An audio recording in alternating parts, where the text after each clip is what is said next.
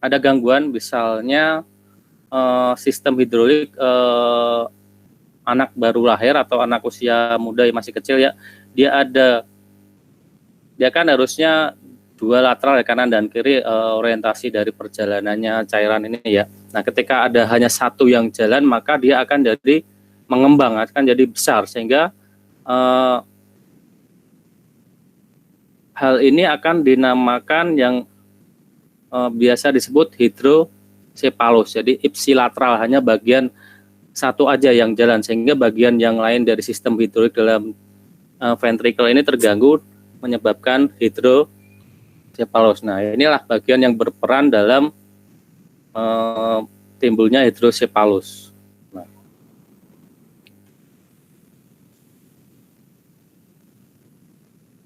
Oke, di sini juga ada namanya sistem blood-brain barrier. Nah, dia ketika seseorang diberikan suatu treatment, diberikan obat, nah di sini dia tempat masuknya obat itu di sini.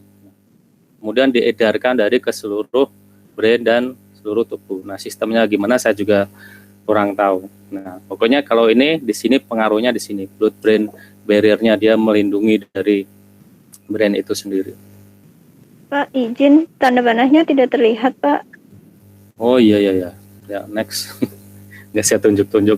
Saya kira udah, ini sepertinya sudah familiar ya, soalnya kan anatomi pada saat kita dulu mungkin udah familiar. Saya sebenarnya hanya mengulang aja, jadi kalau misalnya ada salah ini boleh di impact, di feedback.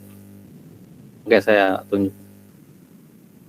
Kemudian ke dalam suplai darah. Oke. Suplai perdarahan dari brain itu sendiri. Oh, ini jalan nggak slide-nya ini? Tidak, Pak. Enggak, Pak. Oke, saya ini skip dulu. Terus ini kalau di Zoom sih otomatis ya, tapi kalau di sini kayaknya apa komputernya mungkin. Oke. Kemudian ke suplai perdarahan di dalam kepala, di dalam brain ya. Oke. Dimulai dari perdarahan yang besar, di situ ada right carotid atau karotis kanan. Nah, ini bagian kanan ya, ini bagian kanan, ini bagian kiri, ini bagian atas, yang atas tetap atas, yang bawah ini bagian bawah. Nah, ini bagian bawah, bagian atas, ini bagian kanan, bagian kiri. Nah, jika dilihat dari bagian sisi lateral, maka dimulai dari karotis arteri kanan ya, di bawah di leher ya. Nah, ada karotis kanan, arteri common, right common arteri ya, di bawahnya ya. Nah, di bawah di leher. Saya lupa nih ngasih slide-nya, ada enggak? Enggak ada. Nah, dari sebelah kanan, dimulai dari sebelah kanan, kemudian ke internal karotid, right internal karotid. Oke. Nah, di sini juga ada left internal karotid yang pada di leher ya, yang dari bawah itu vertebra itu common karotid, karotis ini umum. Nah, kemudian ke facial, yang selanjutnya ke right sama left karotis leher. Nah, kemudian dari right karotid kanan ini dia di anastomosis. Anastomosis ini dulu ya, circle of Willis ya, sirkulasi Willis. Willis ini penemunya, foundernya sirkulasi Willis ini. Nah, kemudian dikomunikasikan di anterior communicating sama posterior arteri ya. Nah, dari basilar kan anastomosisnya mulai basilar ya, kemudian ke right carotid, kemudian ke anterior, kemudian disebarkan ke middle cerebral, kemudian ke left carotis, kemudian balik ke sini, ke posterior di sini, kemudian kembali ke basal ke seluruh tubuh. Jadi di sini dia sirkulasi itu nama sirkulasi Willis. Jadi di dalam organ perdarahan suplai di kepala ini berbeda dengan organ di bagian jaringan lain. Jadi dia dia tidak menyimpan misalnya seperti liver dia menyimpan glukosa. Jadi ini aliran dari karotis ini, dia pembuluh darah ini dilewati oleh berbagai macam nutrisi yang dibutuhkan oleh tubuh. Jadi ketika jadi ini membawa glukosa, protein sama stat ya. Jadi ada 3 komponen tersebut dan lainnya. Nah, jadi kalau seseorang misalnya dia kekurangan glukosa atau kelebihan glukosa, maka efek yang dirasakan akan merasa pusing atau efek yang lainnya atau bagaimana, atau darah rendah seperti darah tinggi. Nah, yang dirasakan kayak seperti itu sehingga ada hambatan. Jadi dia mengalirkan berbagai macam kandungan ini, glukosa, protein dan stat. Nah, jadi ini dia dibawa tetapi tidak disimpan. Nah, makanya kan kadang ada gumpalan, kalau ada ini, nah ada hambatannya, ada penyempitan ya, kayak seperti itu. Jadi kalau dia menyimpan, maka itu berarti ada simptom efek terjadinya indikasi. Nah, seperti itu, sehingga kadang-kadang ada penyumbatan misalnya di middle cerebralnya. Nah, seperti itu sehingga kadang timbul stroke atau ini. Kemudian di MRI kan kelihatan terputus gambarannya. Oke, baik. Next ya. Next. Skip.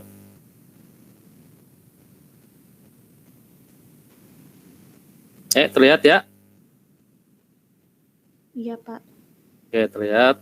Nah, ini adalah sirkulasi dari brain itu sendiri, sirkulasi dari ininya. Bisa lihat dia mengalirkan mulai dari bawah ke bagian anterior, bagian posterior, kemudian ke inferior dari corpus callosum. Di sini ada cerebellum.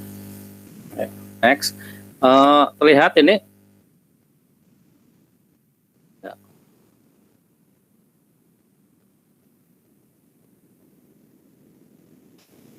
Oke, kita ke dalam brain, ke dalam memori dalam brain. Nah, terbagi, ini ada brain stem ya, ada brain stem. Nah, brain stem itu batang otaknya ya, ada semacam kayak kalau orang bilang dari sana itu seperti kembang, kalau ada bayangan kembang flower. Ini adalah spinal cord-nya tadi. Nah, ini sentral dari brain, medulla oblongata. Nah, medulla itu center, oblongata itu skinny ya, licin ya. Nah ini dia sebagai sentral dari memori. Dia masuk di sini, keluar masuk dari sistem informasi, berakhir di dalam foramen magnum ini ya. Nah, di dalam foramen magnum. Jadi sistem saraf yaitu 5, 6, 8, 9, 10. Nah, dan cranial face ya. Nah, kemudian ada di sini pons cerebri. Nah, ini ada pons cerebri. Ini dari brainstem, kemudian ada midbrain, sentralnya brainstem. Kemudian ada diencephalon. Yang terdiri dari talamus, hipotalamus, dan epitalamus, dan pineal gland. Kita ke cerebellum ya, kita ke cerebellum. Nah, di dalam cerebellum ini fungsinya adalah pada saat kita ini ya, menjaga keseimbangan seperti itu. Jadi ini adalah bisa dikatakan sistem komputernya di cerebellum ini. Kelihatan nggak? Yang slide ini yang ini nih. Cerebellum ya. Ini pusat komputernya kita. Nah, terus pengetahuan, knowledge, keseimbangan, Nah, seperti itu. Jadi kalau kita melewati sebuah jembatan, misalnya jembatan kalau naik motor ya, kita keseimbangan. Nah, ini dia di cerebellumnya. Terus respon ya, respon. Jadi di sini cerebellum ini ada dia respon, bisa dikatakan primitif ya, respon primitif ya. Jadi dia misalnya kayak semacam naluri paling dasar. Nah, kemudian ada pineal gland. Nah, pineal gland ini dia kalau ini fungsi metabolik secara berkala atau sistem dalam tubuh. Jadi jamnya sebagai pengatur waktu dari sistem dalam tubuh. Jadi ini kalau kita di rumah ada jam, nah ini adalah jamnya di dalam tubuh pineal gland. Kemudian ada talamus, sama talamus ini proses berpikir ya, proses sadar. Oke. Jadi dia misalnya misalnya melihat, merasa, nah itu seperti itu. Maaf kalau ini hipotalamus yang rasa panas, rasa ini ya, hipotalamus. Kalau talamus dia kemampuan berpikir, kemampuan menimbang-nimbang, kemampuan ini.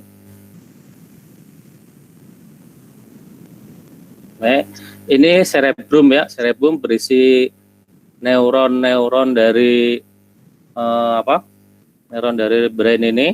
Nah, meskipun gajah itu gajah itu otaknya, kepalanya lebih besar, tetapi manusia tetap brainnya itu lebih besar ya, dan berisi ribuan neuron, ribuan billion sel-sel saraf otak. Makanya ketika bayi baru lahir itu kepalanya sudah besar duluan, karena sudah merupakan bagian yang komplit dari nervous sistemnya, sudah komplit ya, yang kemudian tumbuh dan berkembang. Ya, Pak, ya?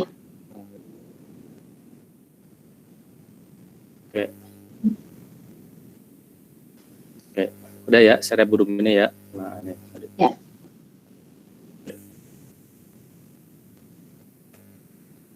Nah, ini kemudian yang berikutnya adalah lobus dari kepala. Nah, ini ada lobus frontalis, ada lobus parietalis, ada lobus temporalis, occipital lobus. Oke, yang dipisahkan oleh tadi ya falx cerebri. Jadi yang memisahkan adalah falx cerebri antara lobus-lobus dalam brain yang berisi.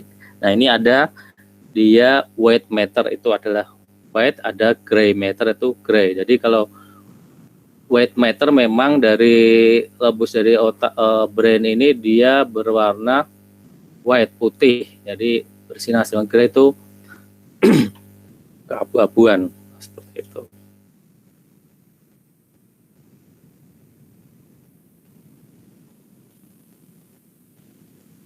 Kemudian ini kita ke dalam topogram kepala ya, brain ya.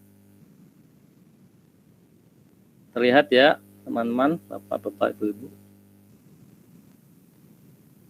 Nah, di dalam topografi kepala ini potongannya, landmarknya itu sebenarnya ada 80 landmark untuk mengambil basis potongan dari kepala di dalam baik CT scan atau MRI. Jadi tergantung masing-masing kebutuhan. Tetapi yang paling umum adalah penggunaan ini picomisura ya, picomisura line, atau yang biasa dikenal teman-teman di lapangan adalah talairah. Yang terdiri dari anterior commissura dan posterior commissura, yaitu commissura anterior dan commissura posterior, ini komisuranya. Jadi ini ada corpus callosum. Corpus callosum dia itu susunannya keras ya, keras dia hampir dia seperti wortel. Nah, jadi seperti itu, keras dia. Oke. Yang dihafalin aja itu aja. Mungkin kalau misalnya nanti praktek di lapangan, nah kita bikin garisnya di Bicomusura line ya, atau Talaera line, itu yang paling umum. Nah, saya bisa menyarankan misalnya nanti teman-teman mau ngambil judul nih, mungkin kan sekarang udah mempersiapkan judul, udah masuk misalnya analisis pengambilan, misalnya untuk mengambil orbita itu sendiri misalnya, atau mengambil misalnya mengambil cerebrumnya ataukah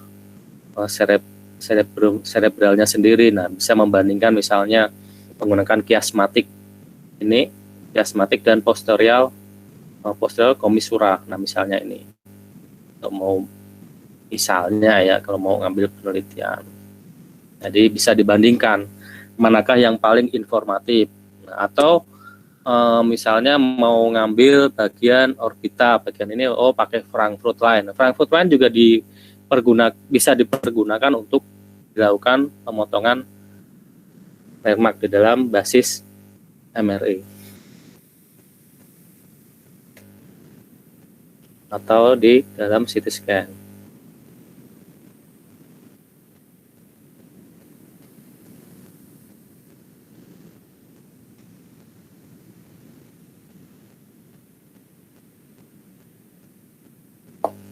Ini bagian dari brain tadi ya, bisa dilihat.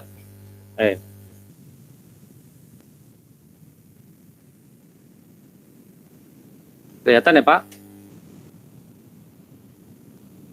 Bapak-bapak, ibu-ibu? Kelihatan Pak.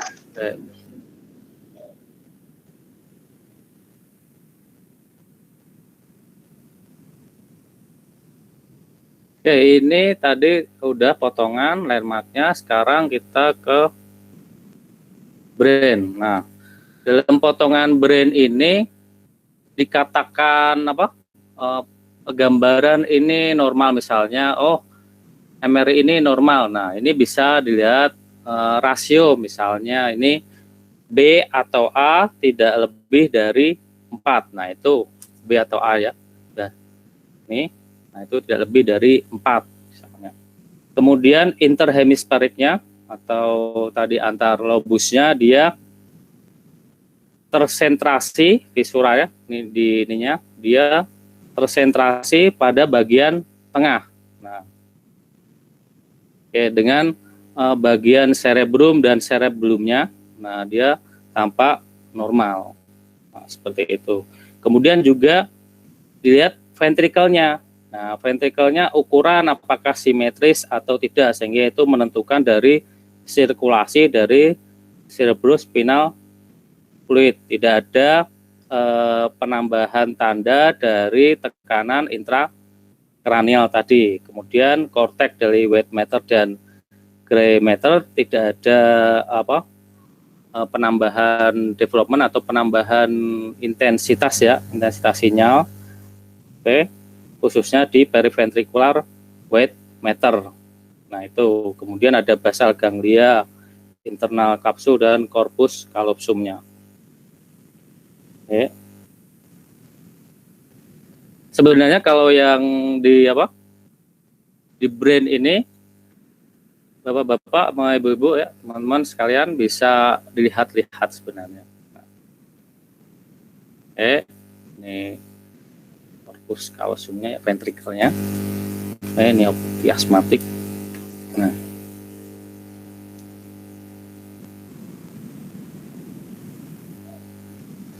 ini infratentorial brain, brain stem yang tadi potongan yang slide terakhir sebelumnya, dan cerebellum.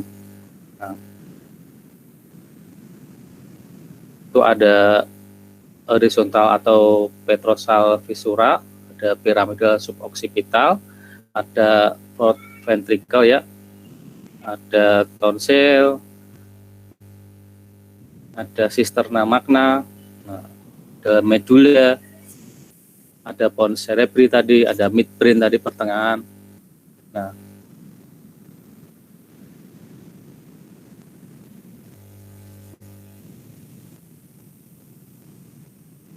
Nah, ini gambaran masing-masing ada vertebra arteri. Nah, ini gambaran dari tadi ini ya potongannya T2 ya, karena T2 bisa dikatakan baik untuk melihat anatomi.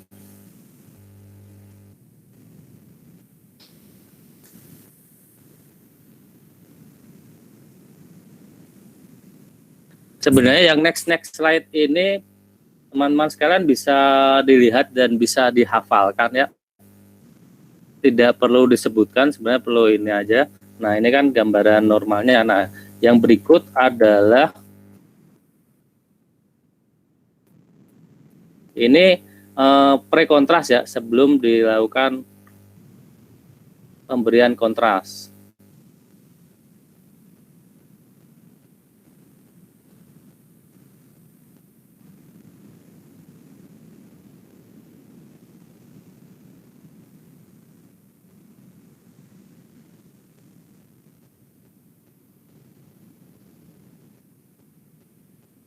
Nah, ini adalah setelah post kontras, mana dia lebih hiperinten ya, lebih hiperinten.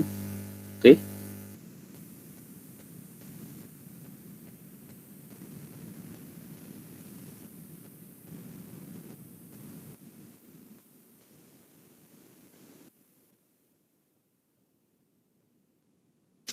Saya akan ngasih ini ya. Tadi kan saya sudah memberikan gambaran umum. Misalnya dari live ini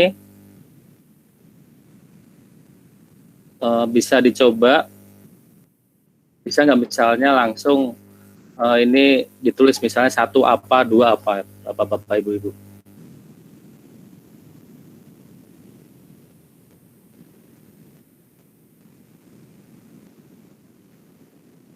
Menyebutnya ya anatominya sesuai penomorannya ini.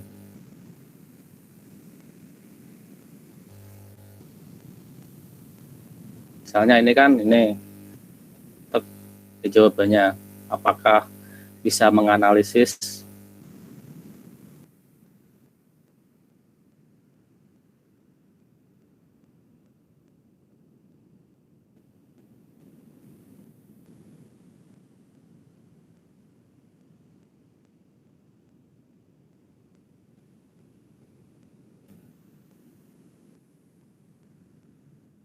Oke,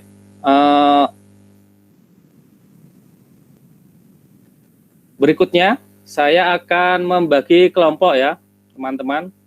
Untuk anatomi yang apa? Yang slide ini tadi bisa dilihat-lihat, bisa dipelajari.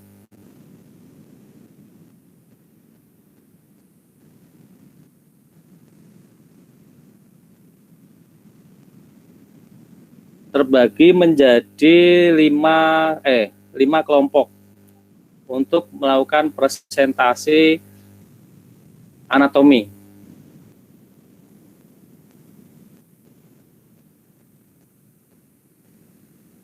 Di mana 5 kelompok ini akan mempresentasikan anatomi MRI, yaitu neck ya, neck atau leher, kelompok pertama ya. Kemudian kelompok kedua adalah chest ya.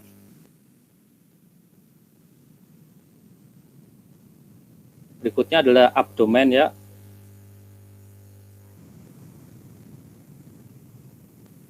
Kemudian spinal column.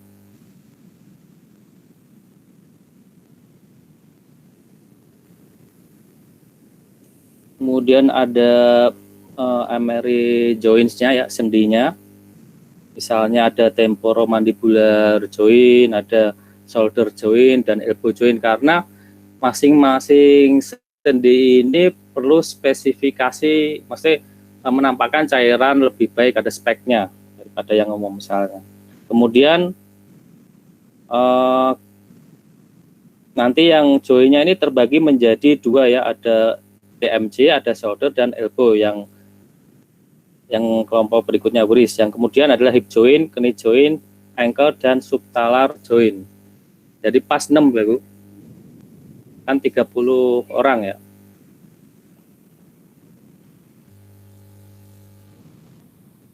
Oke, baik. Hari ini cukup segitu saya ininya. Ini nanti bisa dibaca slide-nya. Oke.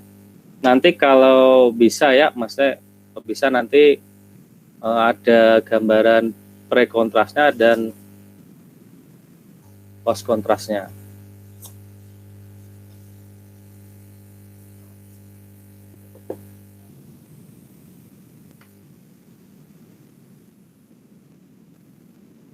Untuk tugas minggu depan presentasi, Mas.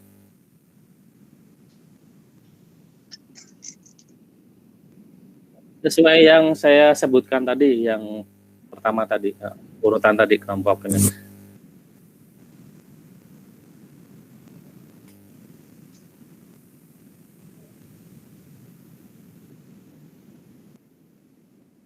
Atas nama siapa ya, Mas? Iki Rizky Andini ya? Udah nih ya.